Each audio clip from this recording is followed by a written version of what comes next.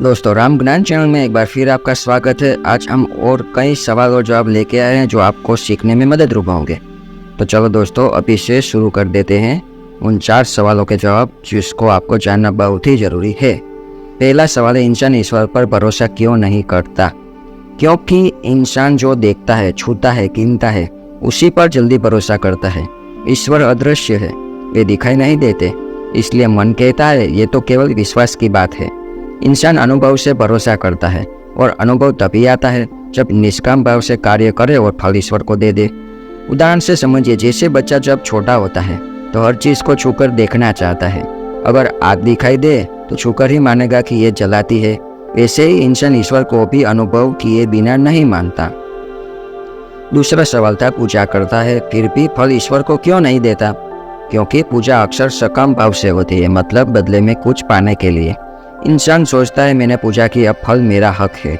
लेकिन ईश्वर कहते हैं पूजा, भक्ति और कर्म निष्काम भाव से करो, फल तुम्हें मिल भी सकता है और तुम्हारे लिए बेहतर रूप में बदलकर भी मिल सकता है। उदाहरण से समझिए, जैसे किसान बीज बोता है, पानी देता है, खाद देता है, ये उसका कर्म है। लेकिन फसल कब आएगी, कितनी आएगी, बारिश कैसी होगी, ये उसके हाथ में नहीं है। अगर वो सोचे कि मैंने मेहनत की तो मुझे ही फल चाहिए तो दुखी होगा, लेकिन अगर फल ईश्वर को समर्पित करे तो शांति मिलेगी। तीसरा सवाल था, ईश्वर अपनी संतानों से क्या कहते हैं? ईश्वर यही कहते हैं तुम्हारा काम कर्म करना है, फल मेरा है।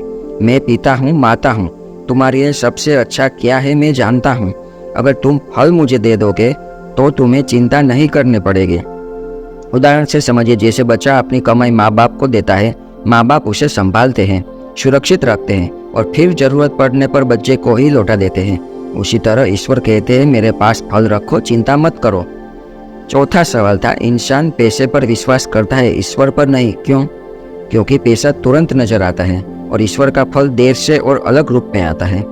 इंसान अधीर है, तुरंत परिणाम चाहता है। पैसा बैंक बैलेंस में दिखता है, लेकिन ईश्वर की कृपा, मन की शांति, संतोष और धीरे धीरे जीवन के मार्गदर्शन में दिखती है। समस्या ये है कि इंसान बाहरी चीजों को रियल मानता है और आत्मा ईश्वर को इमेजिनेशन मान लेता है। उदाहरण से समझिए, जैसे कोई व्यक्ति सोने के सिक्के पर भरोसा करता है लेकिन हवा पर नहीं, पर वही हवा न हो तो वो जी भी नहीं पाएगा। पैसा सांस नहीं दे सकता लेकिन हवा देती है। वैसे ही पैसा शरीर का काम चला सकता है पर आत्मा का नहीं। आत्मा को तो ईश्वर से ही ऊर्जा मिलती है। दोस्तों, आज के वीडियो में आपको कुछ भी सीखने को मिला तो इस वीडियो को लाइक करें, शेयर करें और सब्सक्राइब करें और कमेंट बॉक्स में जय श्री राम लिखना मत भूलिए। आज हमने उस टॉपिक पे चर्चा की जो लोग ज़्यादातर फल के अपने पास ही रखने को सोचते हैं। अभी ईश्वर ने कहा कि फल मुझे समर्पित करो, जो अच्छा होगा मैं आपको पहुंचा दूंगा, एक भी फल जाएगा नहीं, खराब फल मैं आने नहीं दूंगा, यानी कि दुख नहीं आने दूंगा, और सुख आपको देते ही रहूंगा। जो अच्छे फल है वो आपको मिलते ही रहेंगे जो आपने समर्पित किए ईश्वर को। तो फिर चिंता की बात आपको रहेगी ही नहीं।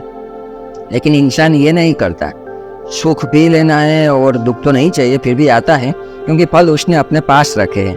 अगर ईश्वर को दे दे तो सिर्फ सुख ही आने वाला है, दुख नहीं आने वाला।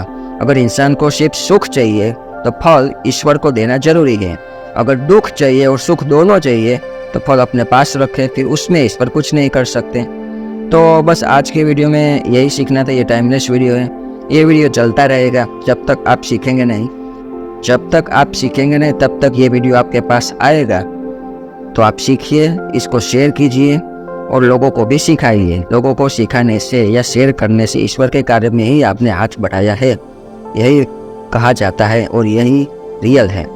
तो बस इस वीडियो में आज इतना ही। मिलते हैं नए वीडियो में, तब तक के लिए जय श्री राम।